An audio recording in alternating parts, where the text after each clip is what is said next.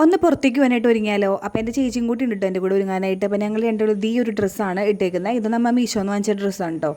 ആദ്യമേ ലിപ് ബാമിൽ തുടങ്ങാമെന്ന് വിചാരിച്ചിട്ടോ. ഇത് നമ്മുടെ ബേബി ലിപ് ബാമാണ്, മെബിലൈൻ്റെ ബേബി ലിപ് ബാമാണ് കേട്ടോ. അപ്പോൾ ലിപ് ബാം ഇട്ട് കൊടുത്തിട്ടുണ്ട്. അത് കഴിഞ്ഞിട്ട് ഞങ്ങൾ മോയ്സ്ചറൈസിങ് ഇട്ട് കൊടുത്തിട്ടുണ്ട് കേട്ടോ. ഇത് ഹിമാലയയുടെ ഒരു മോയ്സ്ചറൈസിങ് ആണ്, നല്ല മോയ്സ്ചറൈസറാണ്. പിന്നെ ഈ ഒരു ലിപ്സ്റ്റിക് എനിക്ക് ഭയങ്കരമായിട്ട് ഫേവറേറ്റ് ആയിട്ടുള്ള ലിപ്സ്റ്റിക് ആണ് കേട്ടോ. നല്ലൊരു ഷെയ്ഡാണ്, നല്ല ഭംഗിയുണ്ട് ഇത് ഇട്ടിട്ട് കാണാനായിട്ട്. എല്ലാ സ്കിൻ ടോണും ചേരുന്നൊരു ലിപ് ഷെയ്ഡാണ് ഇത്. അതുകൊണ്ട് ഞങ്ങൾ ഫൗണ്ടേഷൻ ഇട്ട് കൊടുത്തു. ഇത് ഫിറ്റ്മേഡ് ഫൗണ്ടേഷനാണ്, നല്ല ഫൗണ്ടേഷനാണ് കേട്ടോ.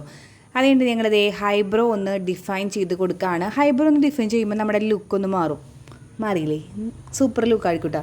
അത് കഴിഞ്ഞിട്ട് പിന്നെ ഞങ്ങൾ ബ്ലഷ് ഇട്ട് കൊടുത്തു. ബ്ലഷിന് ലിപ് ഷെയ്ഡ് തന്നെയാണ് കേട്ടോ. ഇത് നല്ലൊരു ബ്രൈറ്റ് ആയിട്ടുള്ള റെഡാണ്. അപ്പോൾ ബ്ലഷ് ഒന്നല്ല, അന്നേരം അത് ഇട്ട് കൊടുത്തു, അഡ്ജസ്റ്റ് ചെയ്യാമല്ലോ. അതുകൊണ്ട് ഞങ്ങൾ ഐലൈനർ ഒന്ന് ഇത് കൊടുത്തു.